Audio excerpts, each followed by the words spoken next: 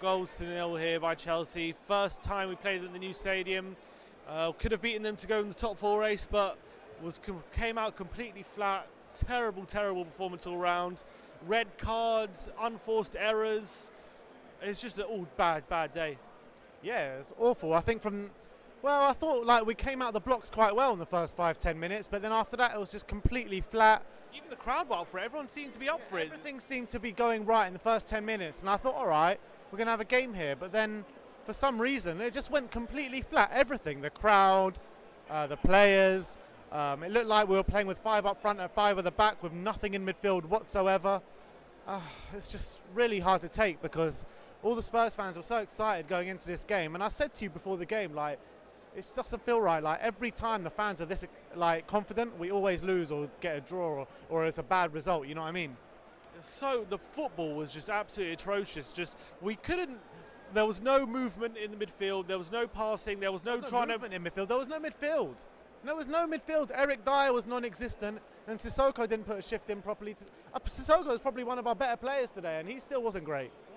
Why did he persist with our midfield pivot of Dier Sissoko? We saw against Wolves how suspect they could be when they're played together in possession. They're not very good at looking up for passes, are they? They have their skill sets, but being progressive on the ball and confident and having that composure when you're in tight spaces and people around you. It was such a breath of fresh air when Tanguy came on for 20 minutes, just to see a guy being able to have composure and turn and dribble and look up and for a pass. Dier and Sissoko just don't have it. So they have their tunnel vision. They see the ball, they pass it back or pass it sideways. And why does he persist with it? There were so many moments like today when Eric Dier gets the ball and his back's turned, so he's facing towards goal.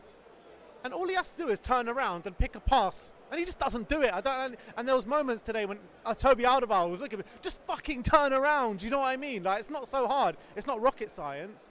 But for me, Eric Dier shouldn't be starting for us. He really shouldn't.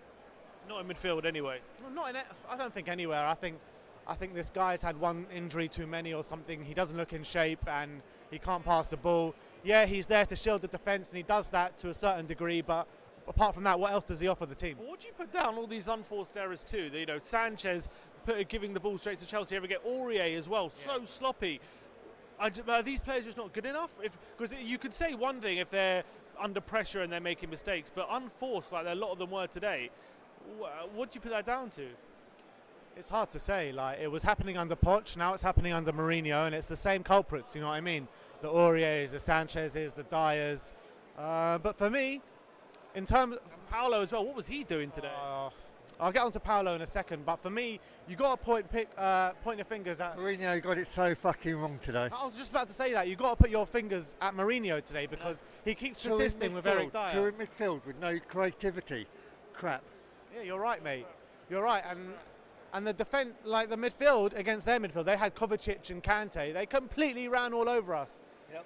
And you got to point fingers at Mourinho for persisting with Dier. You have to. Paolo, and you said you were going down to Paolo. Why would he attempt to kick the ball in that situation when he even shaped his body to go catch the ball, and then it's like he made a last second judgment to go and do a kung fu kick. Maybe it's because he saw Marcos Alonso, he just saw red, but why wouldn't he try and catch it? It was ridiculous. He was channeling his inner Hugo Lloris, you know what I mean, rushing out and doing some madness, but it does make no sense, and you don't really expect that from Gazzaniga. It's probably the first time we've seen him do something erratic like that. Yeah, properly erratic like that, yeah. It's a difficult one, but how does the ref give a free kick the other way when it first happens? Like, everyone in the stadium's like, that is 100% a penalty and sending off. And then the VAR decision comes, everyone knows what's coming. Why didn't he get sent off? Yellow card, because it was there's a rule now that if it's judged that you're going for the ball, then it's not then it's only a bookable offence. Only if it's violent conduct or if it's deliberately taking down the man. Well, surely that's violent conduct, having that foot that high. No, because he's trying to go for the ball, isn't he? Unlike Son, who had his foot very high on Rudiger, and yeah, exactly, which moves us on to Son, and that also went to a free kick our way, didn't it? And like, people are saying it's not a sending off, people are saying it is, but as soon as I saw it in real time, I thought it was, and then when I saw it back on the TV, it is a bit debatable. He doesn't really get much of Rudiger, but it's a dangerous position and it probably is violent conduct. Yeah, it's a stupid thing to do. I wouldn't. It's hard to say it's violent because it was just a bit of a move. It wasn't a proper kick. It was reckless. It was stupid, but it wasn't like he smacked him in the. It wasn't hard. I don't think it hurt. Yeah, maybe it wasn't violent conduct, but it was definitely reckless conduct. That's for sure. Agree. Stupid thing to do, and he's now going to miss 3 games over the Christmas period, which is going to be disastrous. The worst thing about that is that I brought him into my fantasy team yesterday for next week, for Mane as well. So it's just an awful day at the office, really. Top 4 now, 6-point gap. I mean, look, 6 points is surmountable. We know that. We nearly got it. If we would have won the table, we know we would have been above Chelsea. But with Son missing the next 3 games, and how hard do you think this defeat could affect us? I mean, at the end of the day, it is just one game. It's a massive game, albeit, but if we would have won this game, it really would have put us in pole position to finish in the top 4. Now we'll have to see what happens, but you know, it's the Premier League. Chelsea have lost 4 of the last 5. They've beaten us now. When Jose came in, we were 12 points behind Chelsea. So there's lots of tops and turns to go. Am I as confident of finishing the top 4 as I was before the game? Probably not. And Son missing, could that hurt us, do you think? No, I don't think so. Look, we've got Brighton, Norwich and Southampton next 3 games. We should be able to win those 3 games without Son. And one last thing, Rudiger was the victim of racial abuse from the stands today.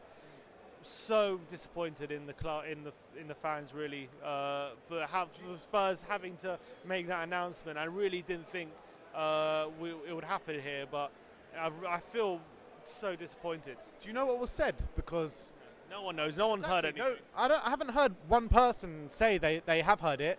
But on the flip side, like, obviously something must have happened because they wouldn't be making an announcement if it hadn't happened. And it's just a disgrace, really. Like, whoever said that needs to be kicked out of the club, banning order for life.